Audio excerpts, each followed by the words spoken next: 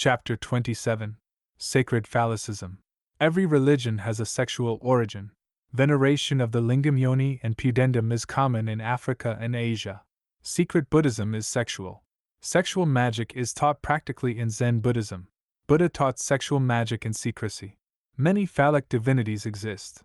In India, Shiva, Agni, and Shakti are phallic divinities. Legbar in Africa, Venus, Bacchus, Priapus, and Dionysus in Greece and Rome were phallic divinities.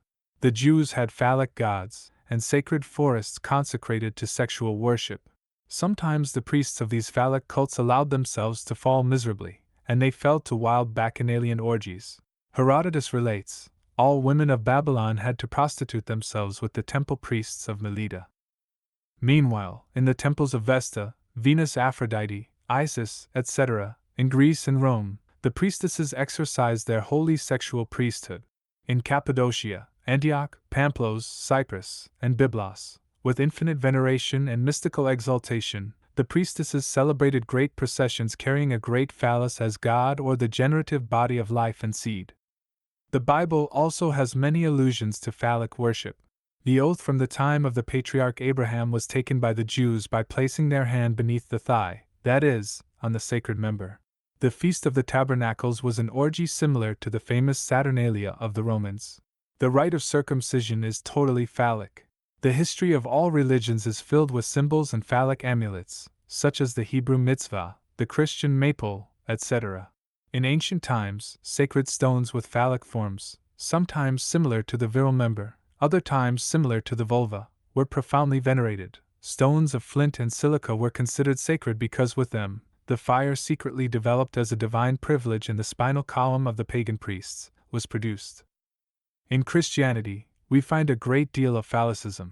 The circumcision of Jesus, the feast of the three wise men, Epiphany, the Corpus Christi, etc., are phallic festivals inherited from the holy pagan religions. The dove, symbol of the Holy Spirit and of the voluptuous Venus Aphrodite, is always represented as the phallic instrument used by the Holy Spirit to fecundate the Virgin Mary. The very word sacrosanct is derived from sacrum, and therefore its origin is phallic. Phallic worship is terribly divine. Phallic worship is scientifically transcendental and profoundly philosophical. The Aquarian Age is at hand, and therefore the laboratories themselves will discover the energetic and mystical principles of the phallus and uterus. The sexual glands are governed by Uranus, and contain formidable forces that laboratory science will discover in the new era. The scientific value of the ancient phallic cults will then be publicly recognized. The entire potential of universal life exists within the seed. The materialistic science of this day and age knows nothing but to sardonically criticize that which it does not know. In the cobbled courtyards of the Aztec temples, men and women sexually united to awaken the Kundalini. The couples remained there for months and years, loving and caressing each other, practicing sexual magic without spilling the semen. However, those who spilled the semen were condemned to death. Their heads were cut off with an axe. Thus, they paid for the sacrilege. In the Eleusinian mysteries, naked dances and sexual magic were the very foundation of the mysteries. Phallicism is the foundation of profound realization. All the principal tools of masonry are used for working with stone. Every master mason must chisel his philosopher's stone well. This stone is sex. We must build the temple of the Eternal One upon the living stone. Sex and Serpent. A certain initiate, whose name I do not mention, writes the following: with complete control of the serpent force, one can achieve almost anything. One can move mountains, or walk on water, or levitate, or allow oneself to be buried in the earth in a sealed chamber from which one would emerge alive at any specified time. Old priests knew that under certain conditions the aura could be seen. They knew that the Kundalini could be awakened through sex. The Kundalini force is coiled down low, a terrific force, like a clock spring in the way it is coiled. Like a clock spring suddenly uncoiled, it can do damage to those who commit the crime of spilling the semen. This particular force is located at the base of the spine, part of it actually within the generative organs. People of the East recognize this. Certain Hindus use sex in their religious ceremonies. They use a different form of sex manifestation, sexual magic, and a different sex position to achieve specified results, and they do achieve those results. The ancients, centuries and centuries ago, worshipped sex. They went in for phallic worship. There were certain ceremonies in temples which raised the Kundalini, which gave one clairvoyance, telepathy, and many other esoteric powers. Sex used properly, and in a certain way in love, can raise one's vibrations. It can cause what the Easterners call the flower of the lotus to open, and to embrace the world of the spirit. It can cause the Kundalini to surge and to awaken certain centers. But sex and the Kundalini should never be abused. One should complement and supplement the other. Those religions which say that there should be no sex between husband and wife are tragically wrong. These religions, then, which say that one should have no sexual experiences, are trying to stifle individual evolution and the evolution of the race. This is how it works. In magnetism, one obtains a powerful magnet by arranging the molecules of the substance to face in one direction. Normally, in a piece of iron, for example, all the molecules are in any direction like an undisciplined crowd. They are haphazardly arranged, but when a certain force is applied, in the case of iron, a magnetizing force, all the molecules face in one direction, and so one has the great power of magnetism, without which there would be no radio or electricity, without which there would be no road or rail transport, or air travel either. In the human, when the Kundalini is awakened, when the serpent fire becomes alive, then the molecules in the body all face in one direction, because the Kundalini force, in awakening, has pulled the molecules in that direction. Then the human body becomes vibrant with life and health, it becomes powerful in knowledge, it can see all. There are various methods, tantric positions, of awakening the Kundalini completely. The Kama-Kulpa contains all those sexual positions, but this should not be done except with those who are suitably evolved, because of the immense power and domination of others which a complete awakening would give, and power can be abused and used for ill. But the Kundalini can be partly awakened, and completely, and can vivify certain centers by love between a married couple.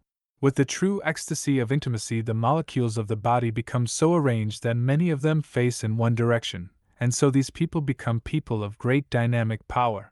When all the false modesty and all the false teachings about sex are removed, then once again will man reach his true being, once again will man be able to take his place as an astral traveler. Phallic worship is as ancient as the world. Sex must help the Kundalini, and the Kundalini must help sex. Neither sex nor the Kundalini should be abused. Sexual magic must be practiced only once a day. Man and woman are not just merely a mass of protoplasm, of flesh stuck upon a bony framework. Man is, or can be, a much greater thing than that. Here on this earth we are mere puppets of our spirit, that spirit which temporarily resides in the astral, and which obtains experience through the flesh body, which is the puppet, the instrument of the astral. Physiologists and others have dissected man's body, and they have reduced everything to a mass of flesh and bone. They can discuss this bone or that bone, they can discuss various organs, but these are all material things. They have not discovered, nor have they tried to discover, the most secret things, the intangible things, things which the Indians, the Chinese, and the Tibetans knew centuries and centuries before Christianity. The spine is a very important structure indeed. It houses the spinal cord, without which one is paralyzed, without which one is useless as a human. But the spine is more important than that. Right in the center of the spinal nerve, the spinal cord is a tube which extends to another dimension, dimensions 4, 5, 6, etc. It is a tube upon which the force known as the Kundalini can travel when awakened. At the base of the spine is what the Easterners call the serpent fire. It is the seat of life itself. In the average Westerner, this great force is dormant, asleep, almost paralyzed with disuse. Actually, it is like a serpent coiled at the base of the spine, a serpent of immense power, but which, for various reasons, in other words, because of filthy fornication, cannot escape from its confines for the time being. This mythical figure of a serpent is known as the Kundalini, and in awakened Easterners, the serpent force can arise through the channel in the spinal nerve, rise straight up to the brain and beyond into the astral. As it rises, its potent force activates each of the chakras, or centers of power, such as the umbilicus, throat, and various other parts. When those centers are awakened, a person becomes vital, powerful, dominant. Phallicism, awakening of the Kundalini, sexual magic, is not dangerous when practiced with rectitude and love.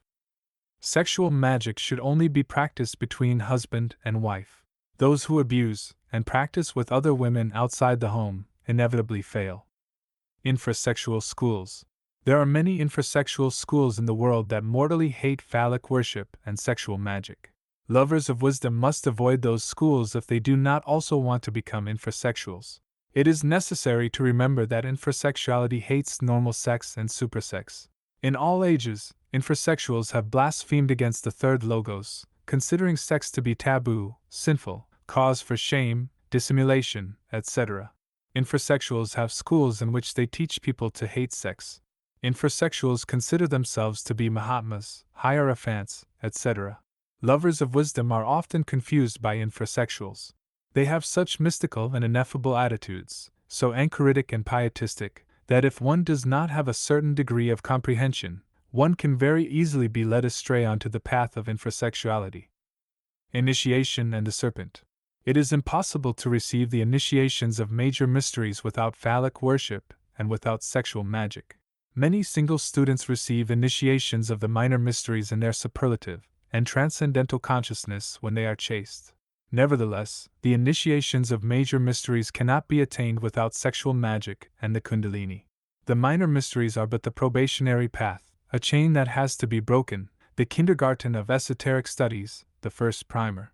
Only phallic worship can lead the human being to intimate self-realization.